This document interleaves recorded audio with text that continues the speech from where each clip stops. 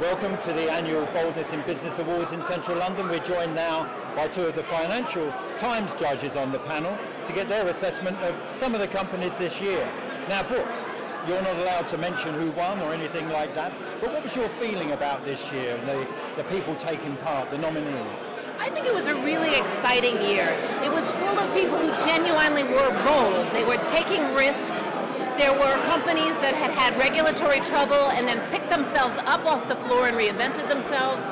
There were companies that were socially responsible. There were companies that took on big giants. They went into markets where you would think there wasn't any room for a new entrant, and they went for it. It was very exciting. There we are, Robert, an exciting year. You don't look excited at the moment. But, I'm always excited. Good. What was the theme of the year? Was there a theme of the year? The theme for these awards, one of the massive themes, even for the companies that aren't in the technology award category, is how the companies are using technology.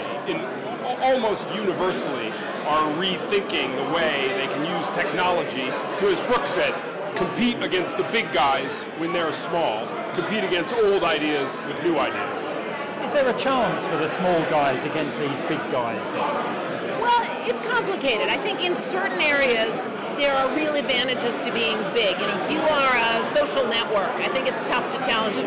However, I think, for example, in coffee or clothing, being unique and doing something different, people like something that other people haven't heard of. So there are holes for niche players and high quality or especially responsible companies. And I think there is really room for companies to make their own way.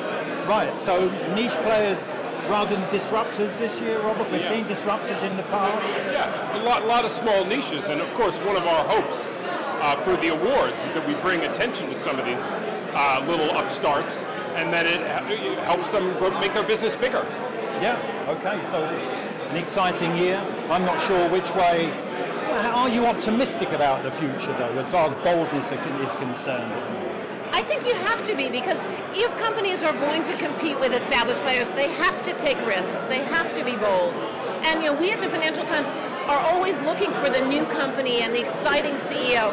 And so you have to believe there's more of them.